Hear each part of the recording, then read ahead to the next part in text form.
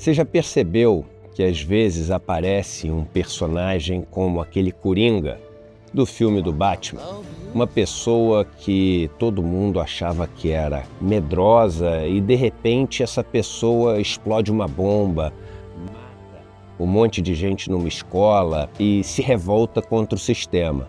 Por que será que isso acontece? No dia 13 de fevereiro, uma quinta-feira, às 8 horas da noite, o ex-ministro Renato Janine Ribeiro e Gessé Souza, um dos maiores intelectuais do Brasil e do mundo, vão dar a aula inaugural da nossa pós-graduação. Aula que também vai servir como a última chamada para quem quiser se inscrever na pós. É imperdível. Um abraço e até lá.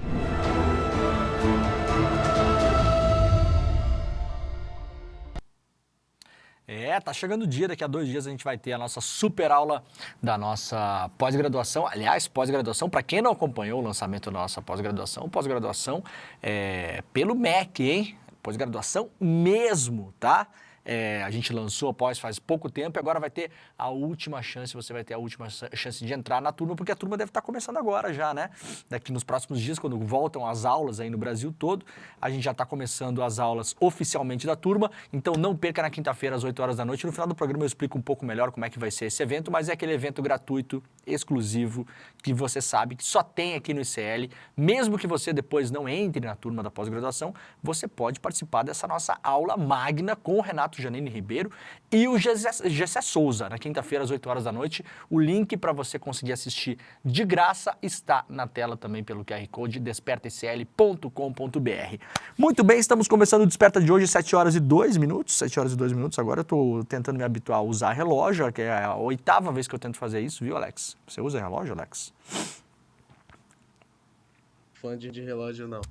Pois é, eu também não, mas agora eu comprei um que faz, que mede, até o Edu que me indicou, que mede o batimento cardíaco, se dormiu, se não dormiu. No meu caso está explodindo o relógio já, no caso, né? Em relação ao sono, o relógio está confuso. Ele acha que tem alguma coisa errada, do ser humano que não dorme. Mas estamos aqui, agora toda vez que eu tenho que olhar a hora, eu faço assim. Alex, olha que legal. Modernidade chegou. A modernidade chegou, né? Estou me sentindo praticamente o Santos Dumont do jornalismo, né? 7 horas e 3 minutos. Muito bom dia para todo mundo que já está por aí. Estamos começando o programa de hoje. Este é o Desperta ICL. Você sabe, nós estamos ao vivo todos os dias, das 7 às 8 horas da manhã. Aliás, aproveitem, porque quinta-feira, Alex é meu último Desperta da história. Sim.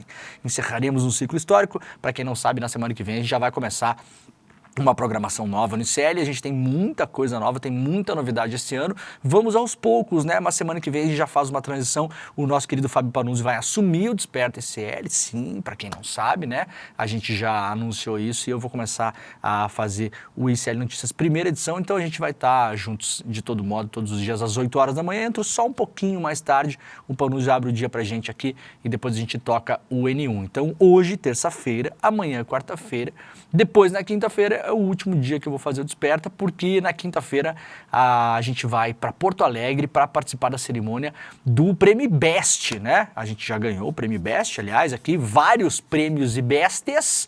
Estamos concorrendo em algumas categorias, o ICL, o Calejão também está concorrendo, o Edu está concorrendo também este ano, né? O Edu sempre concorre lá, né, como economia, né, na parte de economia. No ano passado ganhou, aliás, né? Então a gente vai estar lá em Porto Alegre, foi feito esse ano lá em Porto Alegre por conta das enchentes, né? Então, uma forma de homenagear a cidade também.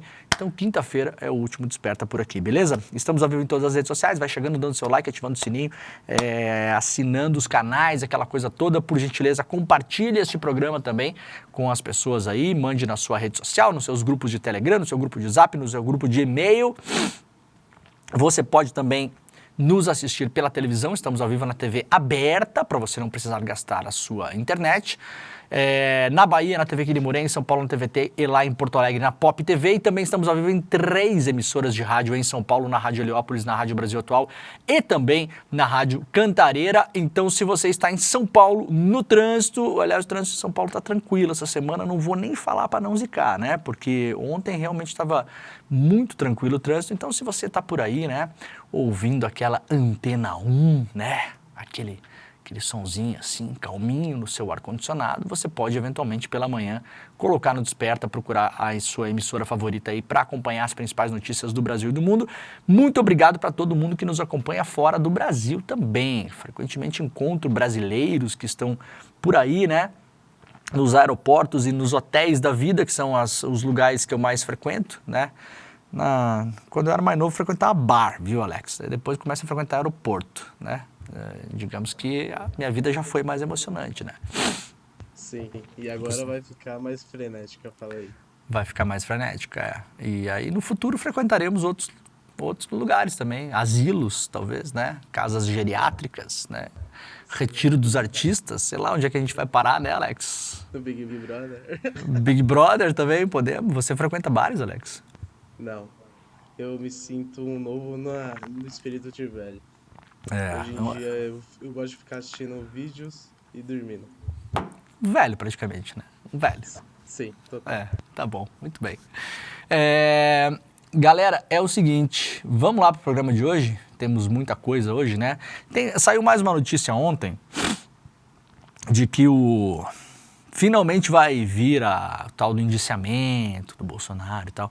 Eu vou só registrar aqui, mas eu confesso que eu tô meio de saco cheio. Toda semana, né? Não, semana que vem, né? Ontem eu liguei para um cara aí, uma pessoa com quem eu falo com alguma frequência, né? O jornalista chama de fonte, né? Eu prefiro chamar de pessoa, né? São pessoas, né? Liguei para uma pessoa e a pessoa falou, tem alguma novidade sobre o indiciamento? Eu falei, não tem, não sei, né? Tá meio esquisito, né? E aí ontem saiu, parece, na Globo News, que semana que vem, antes do Carnaval, vai ter a primeira leva dos indiciamentos da PGR em relação ao processo do golpe, tá? Então fica registrado aqui. A gente não tem informação de como vai ser isso. Pelo que rola nos bastidores, a Procuradoria-Geral da República não vai indiciar todo mundo ao mesmo tempo. Teremos indiciamento, assim dito, em blocos, né? Então a gente tem aí várias pessoas, são dezenas de pessoas que foram indiciadas pela Polícia Federal. A PGR vai analisar uma por uma. No mundo ideal do direito de defesa, inclusive, já falei sobre isso algumas vezes, seria melhor se as condutas fossem individualizadas, mas o que significa isso? Significa o seguinte, ó, isso é importante saber. No caso do 8 de janeiro, muitas daquelas pessoas que foram presas, elas foram indiciadas pela individualização das suas condutas, ou seja, o cara que quebrou o relógio lá, lembra?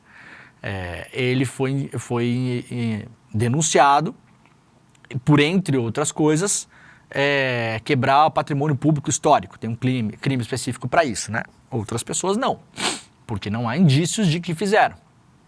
Mas, em alguns casos, algumas pessoas foram denunciadas pelos assim chamados crimes de multidão, né? Crime de multidão, por exemplo, é quando tem um linchamento. O exemplo mais clássico nesse caso é o linchamento, né? Então, você tem um linchamento, por exemplo, de uma pessoa na rua e você não individualiza as condutas. Por quê? Você não vai saber quem foi que, eventualmente, vamos imaginar que essa pessoa foi a óbito, né? Quem foi daqueles 5, 6, 7, 8, 9 homens que estavam lá praticando linchamento que desferiu o golpe que levou a pessoa a óbito, por exemplo. Você não tem como saber disso, né? Então você não individualiza necessariamente as condutas. No caso do inquérito do golpe, esse de agora, não o 8 de janeiro. No 8 de janeiro foi feito assim porque você tinha lá, por exemplo, 40 pessoas entrando ao mesmo tempo em determinado lugar e fazendo um quebra-quebra e pedindo golpe. Então você, né, juntou tudo ali. No caso no inquérito do golpe, esse de agora, que inclui o Braga Neto, o Bolsonaro, etc., há uma expectativa de que sejam individualizadas as condutas. Então, algumas pessoas serão denunciadas por alguns crimes, outras por outros crimes. Então, isso demora, né? Isso demora. Então, há uma ideia de que vai ser feito em bloco. Primeiro algumas pessoas, depois outras. Segundo a Andréa Sadi ontem, isso vai acontecer na semana que vem. Mas eu repito, já é a quinta semana que vem que a gente vê na imprensa. Então, Não sabemos, na verdade, tá? Não se sabe. Se acontecer, pode ser que inclusive nessa primeira leva não esteja Bolsonaro. Então fiquemos atentos para ver como a coisa anda, né? A gente vai ficar monitorando por aqui. Qualquer novidade, estaremos de olho. Se lembrem, aliás, se a denúncia acontecer fora dos horários que a gente tiver ao vivo, tem uma possibilidade muito grande da gente fazer um programa especial, tá? Então, vocês sabem, o CL está ao vivo das 7 horas da manhã até o 12h30, né? Para mais do meio-dia, muitas vezes. Então, a manhã toda, todos os dias, de segunda a sexta, estamos ao vivo. Se acontecer nesse horário, a gente está aqui. Se acontecer às 6 da tarde até às 7h30 da noite, estamos aqui também com o CL Notícias segunda edição, com a Gabi Varela e o Rodrigo Viana e o Chico Sá. Se acontecer num horário diferente disso, e mesmo se for no final de semana, sabe-se lá, fiquem atentos, se vocês pescarem a notícia em algum lugar, corram para o YouTube e procurem o canal do CL para ver se a gente não está ao vivo, que tem uma possibilidade muito grande da gente entrar ao vivo para fazer a cobertura da denúncia, tá bom? Então bora. Brasil terá ondas de calor, termômetros podem atingir 7 graus acima da média. O Climatempo afirmou na segunda-feira que o Brasil deve enfrentar 2 ondas de calor simultâneas e que as temperaturas podem chegar 7 graus acima da média em algumas regiões. Essa onda de calor que vai se instalar sobre o sudeste e também áreas do centro-oeste e do nordeste do Brasil, portanto pegando quase todo o país aí, né? Não é a mesma que já afeta o sul do Brasil. Eu estava no sul essa semana e olha, realmente, aliás, as aulas no Rio Grande do Sul que eram para começar na segunda-feira agora, não começaram devido ao calor, para vocês terem uma ideia. Teve lugares que a sensação térmica chegou a 50 graus. E aí o governador Eduardo Leite, a princípio, não queria se mexer, não queria fazer nada, né? E aí teve uma luta lá do CEPERS, do Sindicato dos Professores do Rio Grande do Sul, que é muito atuante, muito forte, né? E aí conseguiram empurrar as aulas, porque não tinha condição de ficar em sala de aula. Vamos lembrar que vários colégios não têm estrutura, né, para segurar um calor desses. Agora vai ter uma onda distinta. Essas ondas são causadas por grandes sistemas de alta pressão atmosférica e provocam muitas vezes bloqueios na atmosfera, dificultando a chegada das frentes frias. O Rio Grande do Sul tem sofrido bastante com as altas temperaturas registradas na terça-feira, dia 4. O município de Quaraí apontou 44 graus, o maior índice já registrado na história do estado. Lembrando que nesse mesmo período no ano passado, muito próximo disso, a gente estava enfrentando enchentes no Rio Grande do Sul. E agora está com um calor tenebroso, né? O Tribunal de Justiça do Rio Grande do Sul determinou o adiamento do ano letivo na rede estadual de ensino, que começaria, portanto, como eu acabei de falar, na segunda-feira. A expectativa é que o calor extremo na região se prolongue até o dia 18. Essa nova onda que chega vai ser muito mais longa, então essa é uma preocupação porque essa onda de calor deve atuar com sua maior força sobre todos os estados da região sudeste, as áreas mais a oeste e sul do Mato Grosso do Sul, áreas da fronteira com o Paraguai, ao norte do Paraná, centro-oeste da Bahia e áreas do sertão do Piauí e do Pernambuco. Portanto, protejam-se, né? A gente não dá muita bola para o calor, muitas vezes, mas principalmente pessoas mais idosas e crianças, cuidado, né? Aliás, eu estava lendo uma estatística ontem, o calor extremo mata mais pessoas nos Estados Unidos, onde há estatística, do que os furacões, né? A gente cobre aqui os furacões porque são eventos espetaculares e aquela coisa toda, né? São eventos que trazem imagem, então a gente consegue fazer isso, tem a expectativa da chegada, as casas destruídas e tal, mas na prática o calor leva mais pessoas a óbito nos Estados Unidos do que os furacões. Então não é brincadeira, cuidado, porque realmente, se for o que aconteceu no Rio Grande do Sul, preparem-se. Com onda de calor, sul e sudeste podem ter sensação térmica de até 50 graus. Ano de 2024 teve chuvas desproporcionais acima da média.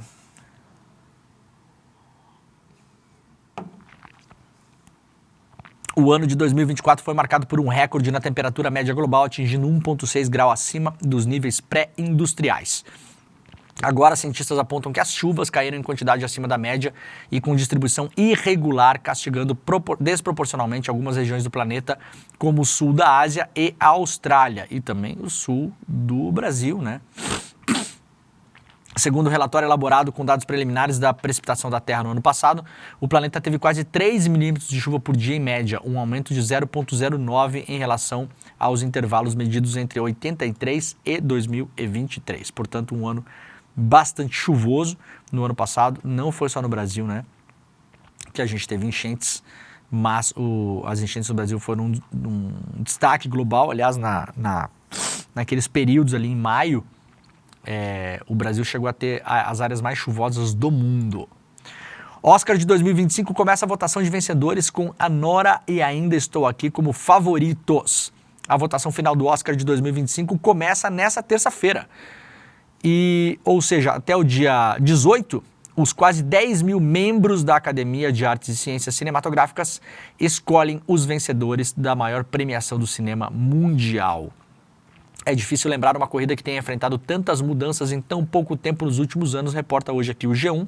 Essa última etapa antes da premiação em si começa com um novo favoritíssimo, a categoria principal e as chances reais de Ainda Estou Aqui como melhor filme internacional. Uma possibilidade que parecia mais improvável há algumas semanas. O Oscar vai acontecer no dia 2 de março e a gente vai fazer cobertura aqui, né, Alex? Teremos cobertura? Sim. Muito bem. Sim. Com comentários excelentíssimos, só que ainda não foi divulgado os comentaristas, então fique de olho na grade do ICL, que vai ter novidades logo em breve. Muito bem, então teremos o programa aqui no dia 2 de março, que vai ser no meio do carnaval. Você que tem alma de idoso vai ficar em casa, não vai pro carnaval. E aí, igual eu. Igual o Alex, igual a mim também. E aí vai acompanhar, a gente vai fazer a cobertura do Oscar aqui, tá bom? Quem sabe a gente consegue fazer um anúncio do Oscar, do Ainda Estou Aqui, no ICL, vai ser uma lindeza, né? A gente ainda não está divulgando os nossos comentaristas, mas serão comentaristas, segundo o Alex, excelentes. Essa é a palavra. Renomados, excelentes e espetaculares também, podemos falar isso, né? Isso. Muito bem. Então tá, então acompanhem com a gente aqui no dia 2 de março. A votação, portanto, começa hoje. Vamos lá para o iclnoticias.com.br. Ex-policial bolsonarista que matou o petista em Foz do Iguaçu vai ao julgamento nesta terça-feira. O ex-policial penal bolsonarista Jorge Guaranho, de 40 anos, acusado de matar o guarda municipal e militante petista Marcelo Arruda, começa a ser julgado hoje em um júri que definirá o desfecho do episódio mais emblemático de violência política da eleição de 2022. Partes envolvidas no processo estimam que o julgamento, que acontece em Curitiba, deve se estender por 2 ou até 3 dias. O crime, vocês lembram, aconteceu em julho de 2022, em Foz do Iguaçu, quando o Marcelo Arruda, estava comemorando seu aniversário, né? O rapaz o Guaranho, passou lá, não gostou do que viu, era um aniversário que tinha algumas alusões ao presidente Lula, tinha uma toalha do Lula pendurada, aconteceu ali uma discussão e o cara voltou e resolveu, por que não, disparar com a sua arma e acabou assassinando, né, o Marcelo Arruda. Guaranho invadiu a festa e atirou contra o petista, né? Reporta aqui o iclnoticias.com.br. Na denúncia oferecida pelo Ministério Público em 2022, os promotores narram que Guaranho entrou no local gritando "petista vai morrer tudo", antes de detonar os disparos contra a vítima. O Ministério Público também registra na denúncia os momentos que antecederam a confusão na festa. Inconformado com a explícita apologia ao principal adversário, que era o Lula, do pré-candidato de sua preferência, Bolsonaro, Jorge Guaranho, da janela do seu veículo, deu causa ao que seria o início do enredo macabro, provocando indistintamente todos os convidados da festa que não conhecia, gritando coisas como "Lula ladrão", "PT lixo", "Bolsonaro mito", "aqui é Bolsonaro", né? E aí decidiu que, por bem, seria uma atitude adequada, muito democrática, pela família, por Deus, pela liberdade, né? Matar uma pessoa porque estava comemorando seu aniversário com uma toalha do Lula pendurada no salão de festas. Vamos acompanhar o que vai acontecer. A gente teve alguns reveses nessa história aí. O rapaz, aliás, Se eu não me engano, ele estava preso e acabou sendo solto, né? Para responder em liberdade. E o julgamento é júri popular, tá, gente? Começa hoje lá em Foz do Iguaçu. Polícia Federal indicia 3 desembargadores e 2 juízes do Maranhão sob suspeita de venda de sentenças. A Polícia Federal indiciou na semana passada 3 desembargadores e 2 juízes do Tribunal de Justiça do Maranhão sob suspeita de corrupção passiva, lavagem de dinheiro e organização criminosa. A ação é fruto da Operação 18 Minutos, que apurou a atuação do grupo na manipulação de processos do tribunal com o intuito de obter vantagem financeira. Eles teriam fraudado decisões judiciais para desvio de recursos do Banco do Nordeste. O relatório da investigação, de 174 páginas, foi enviado ao STJ, que é a instância do judiciário responsável por julgar desembargadores. O caso está sob relatoria do ministro João Otávio de Noronha. Foram indiciados os desembargadores Nelma Sarney, Guerreiro Júnior e Luiz Gonzaga, e 2 juízes, Alice Rocha e Cristiano Simas. O Tribunal do Maranhão foi procurado para que os magistrados pudessem falar alguma coisa, mas decidiram não falar absolutamente nada, né? Nós temos aí uma série de tribunais sob suspeitas no Brasil todo. O ICL Notícias fez uma lista aqui, se você quiser ver essa lista, você pode ir lá para o nosso site. Tribunal do Mato Grosso do Sul, 5 desembargadores afastados. Na casa de um deles foram encontrados 3 milhões de reais em espécime, né? Em espécime.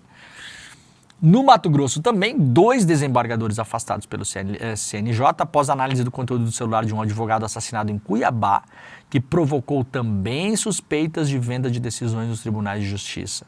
Em São Paulo, um desembargador afastado em junho na Operação Churrascada, Alex. Para essa ninguém convida a gente, né? Sim. Nesse momento não chega nenhuma mensagem no WhatsApp. Não chega. A gente está lá vendo TV, né? E investigou também em São Paulo venda de decisões pelo desembargador Ivo de Almeida. No Tocantins, a Polícia Federal prendeu o filho do ex-presidente do Tribunal de Justiça do Estado, sob suspeita de participar de um esquema de venda de decisões no Estado. No Maranhão, 4 desembargadores, como eu falei agora aqui, e na Bahia, o CNJ investiga suspeita de novas irregularidades no Tribunal de Justiça da Bahia. Em julgamento do STJ, 2 desembargadoras já são rés como desdobramento da Operação Faroeste, que mirou o filho de uma desembargadora, essa que está afastada. Bahia, Maranhão, Tocantins, São Paulo, Mato Grosso do Sul. 6 estados com a alta magistratura sob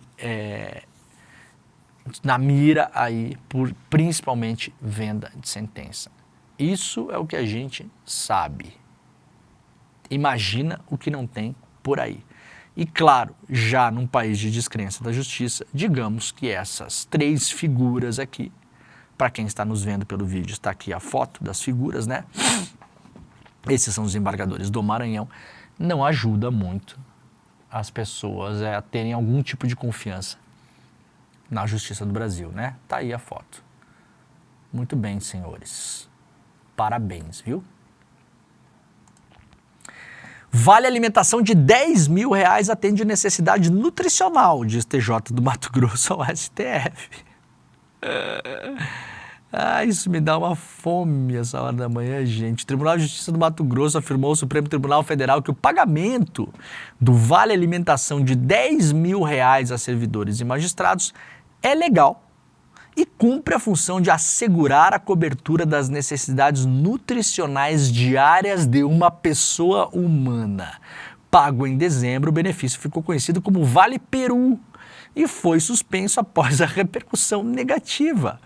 A manifestação do TJ do Mato Grosso foi feita após o ministro Cristiano Zanin dar 5 dias para que o presidente do tribunal, o desembargador José Zuquim Nogueira, explicasse o valor. O padrão mensal do Vale Alimentação é de R$2 mil, o que já é gostoso, né? Dá para assim suprir bem assim o valor nutricional, né, dos alimentos. Como é que é? Que é a frase do desembargador? Dr. José Zuquim Nogueira. Qual é que é a frase que o senhor usou aqui na resposta ao Supremo? Temos que pagar os R$10 mil de Vale Alimentação em dezembro. Por quê? Por quê, doutor José? para assegurar a cobertura das necessidades nutricionais diárias da pessoa humana, né? Que beleza! No documento, o TJ diz que o objetivo da administração sempre foi garantir que o auxílio alimentação cobrisse de maneira digna as despesas alimentares dos servidores e magistrados. Tal benefício, disse o Dr. José, não deve se limitar a um mero caráter formal, mas sim assegurar a cobertura das necessidades nutricionais diárias da pessoa humana, com dignidade, equilíbrio e em conformidade com as boas práticas alimentares. Segundo o tribunal, os magistrados devem devolver o valor, doutor José. A maioria fez a devolução por meio de depósito ou transferência bancária. Outros optaram pelo desconto integral na folha de pagamento de janeiro. Servidores chegaram a acionar o STF para não devolver auxílio alegando boa-fé. Na manifestação enviada ao Supremo, o doutor José citou a Constituição e o salário mínimo como garantias das necessidades vitais do trabalhador. Disse o doutor José: em razão disso, é ainda mais evidente que o Poder Judiciário tem o dever de garantir aos seus servidores e magistrados o pleno atendimento dos princípios constitucionais no que diz respeito aos subsídios e demais verbas a que fazem jus, né? O tribunal afirmou ainda se tratar de um ajuste pontual e que o valor de 10 mil é bastante razoável quando diluído ao longo de todos os meses do ano, o que não foi o caso. Limitações impostas pelo orçamento frequentemente inviabilizam a concessão de reajustes contínuos e permanentes. Atenção, isso aqui é importante o que o desembargador do TJ está falando. Atenção a essa frase. Isso aqui é o cerne de toda essa questão. Que, aliás, é o que levou a Associação dos Magistrados Brasileiros a Brasília, em dezembro, para fazer lobby à luz do dia, em pleno Congresso, para que não fossem limitados os penduricalhos ao teto constitucional. Atenção a essa frase do desembargador. Limitações impostas pelo orçamento frequentemente inviabilizam a concessão de reajustes contínuos e permanentes. O que ele está dizendo aqui, gente? O teto constitucional do salário, ou seja, nenhum servidor público pode ganhar acima do que ganham, por exemplo, os ministros do Supremo Tribunal Federal no Brasil. Se não me engano, hoje é um salário de R$44 mil. Segundo o desembargador, esta lei inviabiliza com que eles ganhem aumentos. Então, eles inventam outras coisas. Olha, se não fosse um operador da justiça, eu diria que, assim, no mínimo, assim, ignorância, né? Uma coisa assim desastrada para falar. Agora, a gente vê um desembargador falar o seguinte, gente, eu vou apertar aqui a tecla SAP. Como tem uma lei que impede que a gente ganhe um salário melhor, a gente vai driblar a lei com outros penduricalhos. É isso que o desembargador está falando. Entendemos todos? Diante desse contexto, conclui-se de forma incontestável pela estrita legalidade do pagamento idealizado por esta Corte Estadual, né? É uma palhaçada. Muito bem, fez bem. O STF está em cima disso, aliás, a gente vai falar outras ações que o Flávio Dino tomou aqui, ó. Por exemplo. Flávio Dino fala em vale tudo e nega a magistrado retroativo de auxílio alimentação. O ministro do STF negou nessa segunda-feira o pagamento de auxílio alimentação retroativo ao magistrado de Minas Gerais. A pessoa que entrou com a ação reclamava o pagamento de 5 anos retroativos de auxílio alimentação pelo período em que atuou como juiz auxiliar. Segundo ele argumenta, os valores só passaram a ser pagos em junho de 2011, quando foi editada uma resolução regulamentando o benefício, mas deveriam ter sido pagos desde o seu ingresso porque, por isonomia, já eram pagos a integrantes do Ministério Público. Pelas contas do ex-juiz auxiliar, eram devidos a ele R$25 mil, além da correção monetária. Dino rebateu que o princípio da isonomia não pode ultrapassar a súmula vinculante número 37, que diz expressamente não caber ao Poder Judiciário aumentar vencimentos de quaisquer servidores apenas por esse princípio, impedindo que haja organização, congruência e previsibilidade no sistema de remuneração. Hoje é rigorosamente impossível alguém identificar qual é o teto efetivamente, o teto do salário, disse o Dino. Frase do Flávio Dino: hoje é impossível identificar o teto do salário, principalmente do judiciário. Quais parcelas são pagas e se realmente são indenizatórias, tal a multiplicidade de pagamentos, chamados penduricalhos, com as mais variadas razões enunciadas, diz o Dino. Isonomia, para cuidar de acervo, ou é compensação, ou é venda de benefício, né? Tudo isso colocado pelo Flávio Dino. O ministro ressaltou ainda que a carreira judiciária de estrutura nacional, regida por lei própria de iniciativa do STF, justamente para evitar exageros. Flávio Dino falou que é uma orientação fundamental para evitar abusos, como rotineiramente tem sido noticiado acerca do pagamento dos denominados super salários. Até mesmo auxílio alimentação natalino, que é o que a gente acabou de falar aqui, já chegou a ser anunciado exatamente em face desse contexto do pretendido inaceitável, como chamou o Flávio Dino, vale tudo. Vamos lembrar que no ano passado o governo Lula enviou uma medida para o Congresso para disciplinar o pagamento dos chamados super salários, tá? Que representaria uma economia de 5 bilhões para os cofres públicos. A Associação de Magistrados do Brasil foi ao Congresso, fez lobby e o projeto não foi votado. Muito bem, né? 20 anos após a morte de Dorothy Stang, os PDS da Amazônia perderam mais de 20% da floresta. Uma matéria da agência pública aqui sobre os projetos de desenvolvimento sustentáveis, né, que foram criados na Amazônia. A Dorothy Stang foi uma das pioneiras nisso, né? O PDS dela era o PDS Esperança, onde ela foi assassinada a mando de grileiros em 2005. E aí a agência pública fez uma matéria bem legal hoje aqui sobre como está o legado da Dorothy Stang, né? Como as coisas andaram lá.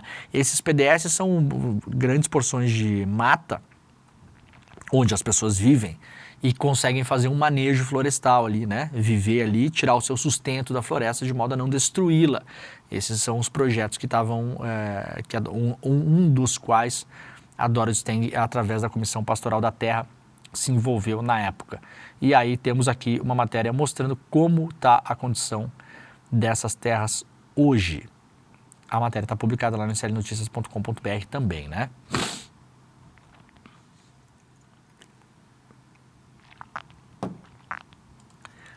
Funcionária demitida após se negar a participar de culto evangélico.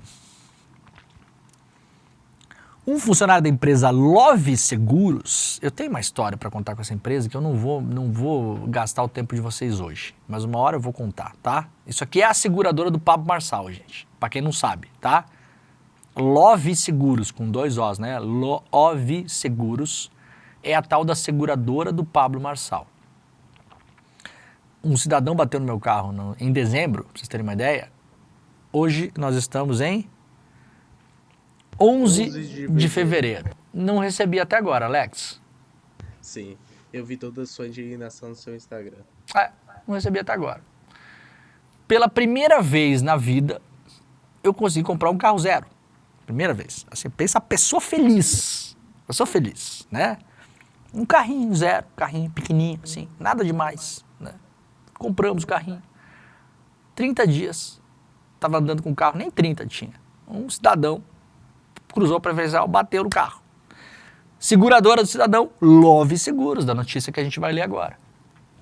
Eu tô até agora esperando. Faz 2 meses já. Eu devo ter falado já. Olha, eu não tô brincando. Eu vou fazer um print do meu celular uma hora dessa, eu vou mostrar no programa. Eu devo ter falado com umas 10 pessoas diferentes. Cada pouco vem um, assim. Eu vou contar essa história com mais detalhes outra hora. Agora, essa empresa dessa notícia é a seguradora do Pablo Marçal. Aliás, Caio, você está aí ouvindo? Alex, o Caio está aí. Não Está aí. Caio, torcedor do Santos. A Love Seguros que está patrocinando agora o Neymar aí no Santos, hein? O Santos que fique de olho que o Santos não vai ver a cor desse dinheiro. A Love Seguros está com um negocinho na manga. Queria saber da diretoria do Santos. Quanto que custa, será? Será que é público esses valores? Quanto que custa para colocar o meu nome lá na manga da camisa do Santos? Se eu quiser colocar assim, Demore. Será que quanto que custa? Atrás no número, né? Porque agora está atrás do número. Tem o Neymar, tem o 10. Dentro do número está escrito Love Seguros. Quanto que custa a diretoria do Santos para colocar o nome ali? Esses valores não foram publicados até agora, né?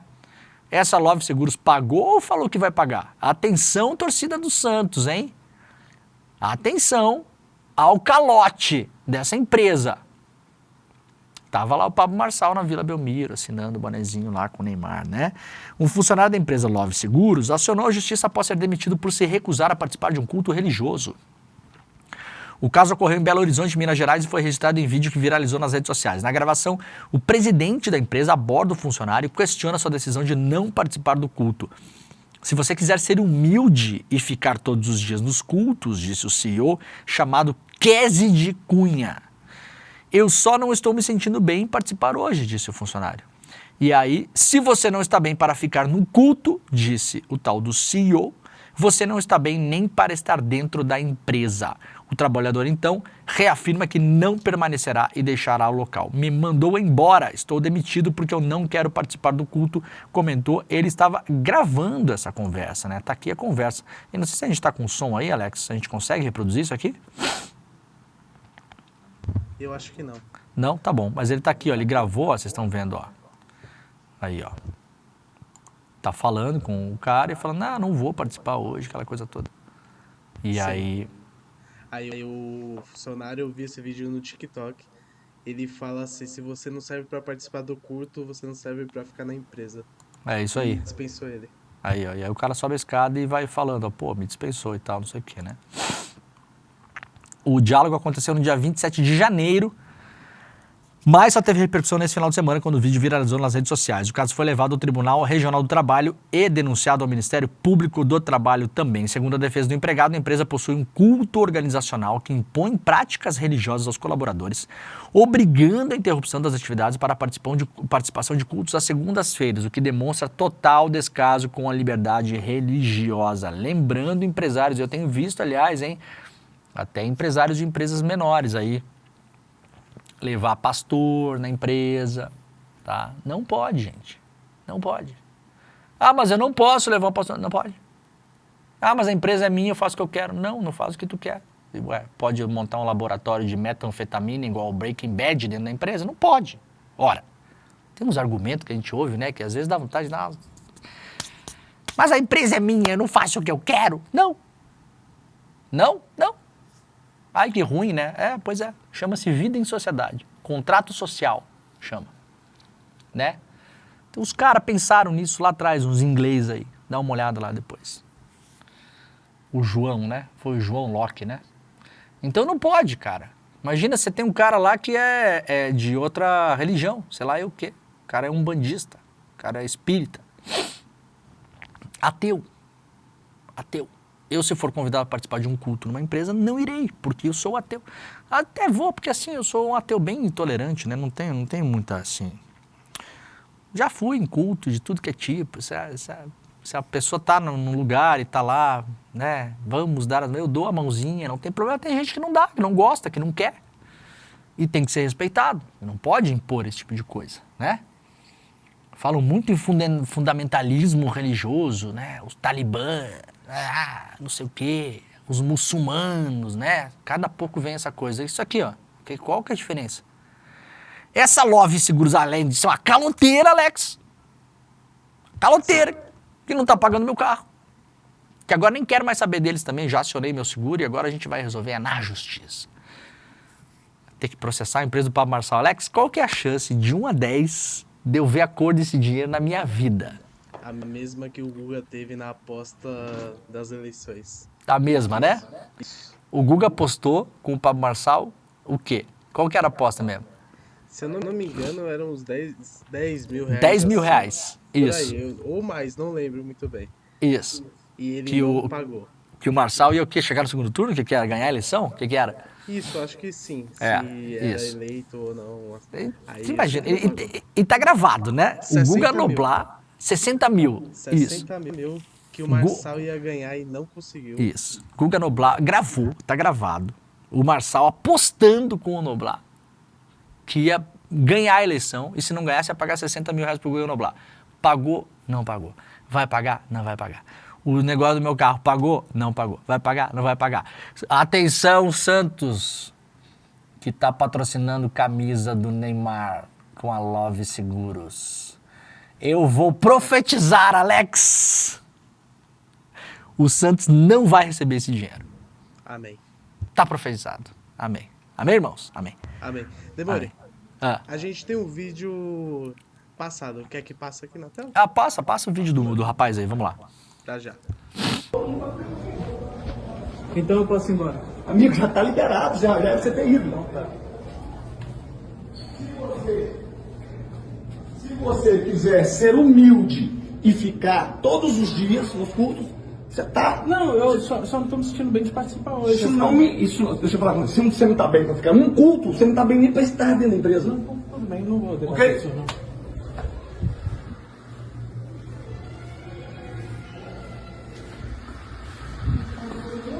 Aí mandou eu embora, tô demitido, porque eu não quero participar do culto. Muito bem, muito bem.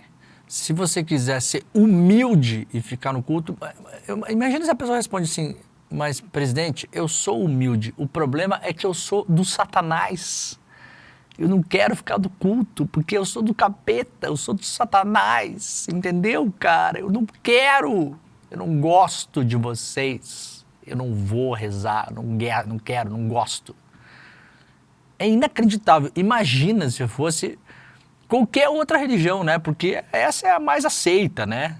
O cristianismo e as suas vertentes é a mais aceita. Mas se fosse outra religião, cara, imagina. Imagina você chegar na empresa Love Seguros, Alex, na sexta-feira, tá todo mundo de branco e tem um pai de santo sentado numa mesa. E eu acho que não ia ter a mesma relevância, não. Não ia Porque ter, né? Não. Pois Imagine como seria. ia ser diferente, né? Não vou nem falar aqui, vocês já entenderam, né? Ai, ai. Muito bem.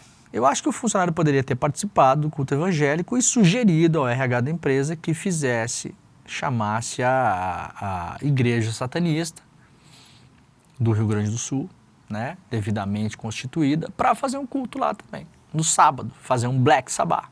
Hã? Pegou a referência, Alex? Não. Não pegou. Ai, que desgraça, cara. Infelizmente, foi mal. Tá bom. Cidade de Hugo Mota concentra patrocínio de estatal sob influência do seu partido. A Infraero, estatal subordinada a um ministério controlado pelos republicanos, gastou R$420 mil em patrocínios na cidade de Patos, na Paraíba, reduto eleitoral do novo presidente da Câmara, Hugo Mota, um dos principais quadros do partido. Os contratos para as festividades de São João e para projetos de incentivo de badminton e futsal na cidade de pouco mais de 100 mil habitantes representam mais de 1/4 de todos os patrocínios da estatal firmados no país durante a gestão Lula, apesar de a Infraero não administrar nenhum aeroporto na Paraíba. A Infraero teve um déficit de 540 milhões em 2024, é vinculado ao Ministério de Portos e Aeroportos, comandado desde setembro de 2023 pelo deputado federal Silvio Costa Filho, do mesmo partido do Hugo Mota. Todos os contratos de patrocínio para Patos foram firmados após a entrada de Costa Filho, nenhum deles passou por seleção pública. Vamos separar só as coisas, que isso aqui é importante, tá? Primeira coisa, é um escândalo que R$500 mil vá para patrocínios de eventos esportivos e culturais na cidade do agora presidente da Câmara, Hugo Mota, em uma cidade e em um estado em que a empresa sequer tem aeroportos. Seria menos pior, por exemplo, se a Infraero administrasse um aeroporto em Patos. Tudo bem. Entende-se, é uma empresa, está no mercado, precisa participar de concorrência, faria algum sentido. Nesse caso não faz nenhum sentido. Na outra ponta, vamos deixar uma coisa bem clara aqui, isso é uma coisa que pouca gente sabe e eu entrei em contato muito com o que acontece na Infraero hoje por conta daquele problema que teve no aeroporto de Porto Alegre por conta das enchentes, lembra dessa história? Alagou o aeroporto em Porto Alegre, é concedido a uma empresa alemã chamada Fraport, que aliás é uma empresa de economia mista, comandada pelo estado de Hesse, na Alemanha, portanto de controle estatal. A Fraport queria que o estado pagasse integralmente os prejuízos que ela teve lá. Nós compramos essa briga pública aqui e de barato economizamos aí algumas centenas de milhões de reais. Só com o trabalho que a gente fez aqui no ICL. Não tô de brincadeira, né? Quem acompanhou essa história aqui no Desperta sabe, né? Então, eu fiquei por dentro muito do que acontece na Infraero. A Infraero já foi a maior, ou se não a segunda maior administradora de aeroportos do mundo, tá? A Infraero construiu, salvo raríssimas exceções, todos os aeroportos do Brasil. Todos. Congonhas, Salgado Filho, Guarulhos, Galeão, todos, tá? Construiu. Construiu e operou. Começaram a desmontar a empresa. Aliás, se eu não me engano, no governo Dilma. Cedendo a administração de aeroportos para iniciativa privada no Brasil. Hoje, vários deles são administrados por empresas privadas ou públicas de outros países, né? Temos chineses, alemães, espanhóis, se não me engano, né? Tá todo mundo aí administrando. Só que a Infraero tem caixa. Tem caixa. O que é que eu sei que está rolando na Infraero? Estão tentando drenar a Infraero para se livrar dela. Tá? Por que, Leandro, fariam isso? Ora, porque a Infraero tem condições de competir no mercado para assumir aeroportos, por exemplo. O Salgado Filho, em Porto Alegre, se a Fraport, aquela empresa alemã, fizesse aquela vagabundagem, que ameaçaram fazer, aliás, de fazer as malinhas irem embora e abandonar o aeroporto, vocês sabem o que ia acontecer? A Infraero ia assumir. Ninguém ia ficar sem voar no Brasil, porque o Brasil tem uma empresa pública, que é uma das melhores do mundo. A Infraero tem universidade para treinar controladores de voo. Né? A Infraero tem capacidade para administrar um aeroporto de ponta a ponta, de construir a administrar, tudo. Tá? Porto Alegre não ia ficar sem voar, porque a Infraero podia assumir o aeroporto em Porto Alegre, por exemplo, do dia para a noite. Podia assumir tranquilamente. Né? Como, aliás, a Infraero vai assumir alguns aeroportos no Rio Grande do Sul, agora principalmente o aeroporto de Canela, que atende a região de Gramado ali.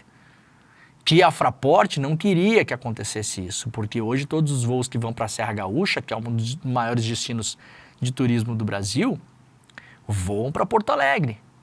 E de lá as pessoas que se virem. Pega táxi, contrata Uber, pega ônibus para subir a serra para ir até Gramado, que é uma viagem de 2 horas. Que tem um custo a mais. E a cidade de Gramado, do lado ali, em Canela, tem um aeroporto subutilizado.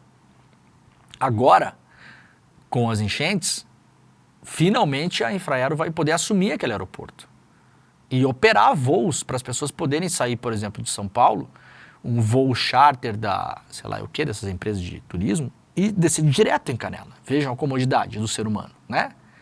A empresa alemã, que administra o aeroporto de Porto Alegre, não queria isso. Por quê? Porque vai diminuir o número de passageiros em Porto Alegre.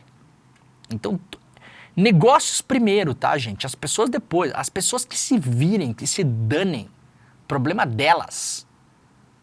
Esse era o jogo que estava sendo jogado ali. Por que é que este ministério quer enfraquecer a Infraero? Aliás, a pergunta é outra. Quem se beneficia do enfraquecimento da Infraero? Quem se beneficia do enfraquecimento da Infraero? Matéria publicada no iclnoticias.com.br também, né?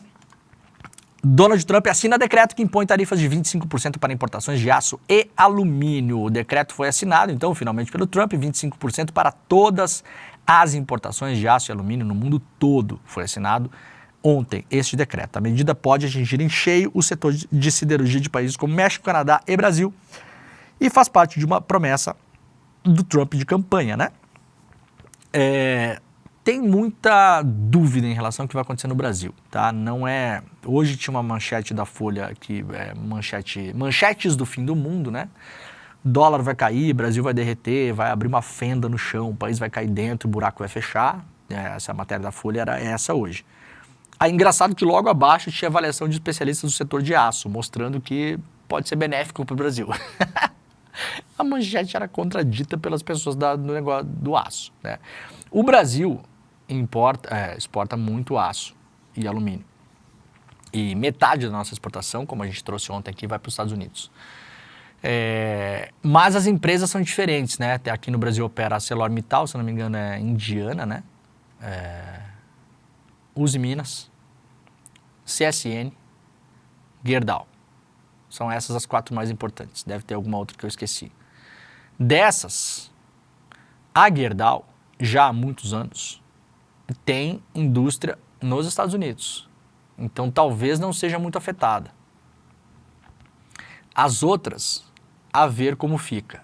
A grande questão é o seguinte, como as tarifas são para o mundo todo, né, não é dito que a indústria dos Estados Unidos vai deixar de comprar do Brasil para comprar de outro lugar, porque não muda nada. Vai todo mundo ser tarifado. Ontem eu passei o dia tentando entender essa história e falando com pessoas e tal.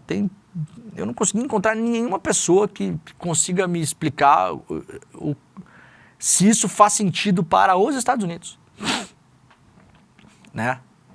Porque vai aumentar o custo de muita coisa nos Estados Unidos. Aço e alumínio, gente, tá no chaveiro do seu carro, né? No seu carro, eletrodoméstico. Assim, começa a olhar para o lado, né? Tá eventualmente na sua televisão, tem computadores que são de alumínio, por exemplo, né? Na sua mesinha de escritório, na sua cadeira, assim, é usado em muita coisa. Então, a ver se esse negócio vai parar em pé por muito tempo. Vamos lembrar que na primeira administração do Trump, ele também impôs essas tarifas e voltou atrás, rapidamente. Dessa vez, deve ter alguma coisa que a gente não está vendo. Só pode ser, né? Porque eu não consegui encontrar ninguém ontem que me explicasse, né, de fato. Big Techs norte-americanas estão na mira de Lula se Trump taxar mesmo o aço. Com a notícia de que o presidente Trump deve taxar o aço e o alumínio, o governo Lula foi noticiado ontem pela coluna da Mônica Bergamo na Folha de São Paulo, pode revidar taxando as empresas norte-americanas que operam no Brasil, são elas Google, Meta e outras, né? E aí pode chegar em serviços como Netflix, né? Amazon, etc. Aqui fala Spotify, mas o Spotify não é estadunidense não, galera. Eu acho que é sueco o Spotify. Ô Alex, dá uma checada pra gente aí, eu acho. Pra já. Eu acho que o Spotify a sede do Spotify é na Suécia. Eu acho que não é nos Estados Unidos, não.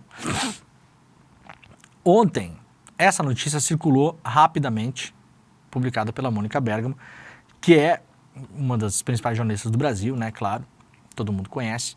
Mas, ato contínuo, o ministro Haddad publicou nas redes sociais e deu uma declaração filmada dizendo que isso não procede, tá?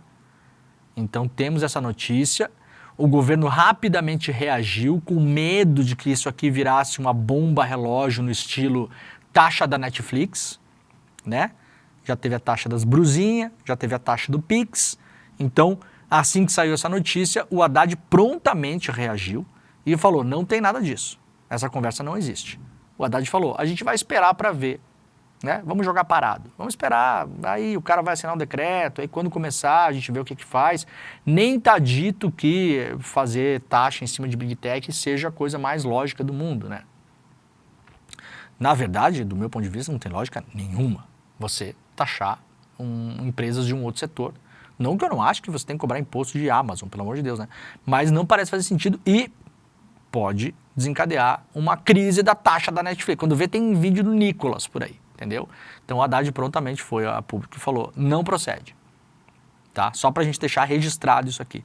Tem vídeo do ministro falando sobre isso também. Spotify não é americano não, né? Estocolmo, Suécia. Estocolmo, Suécia. Capital da Suécia. Isso aí, eu já estive em Estocolmo, lembro de ter passado na frente, aliás, da sede do Spotify, em 2019.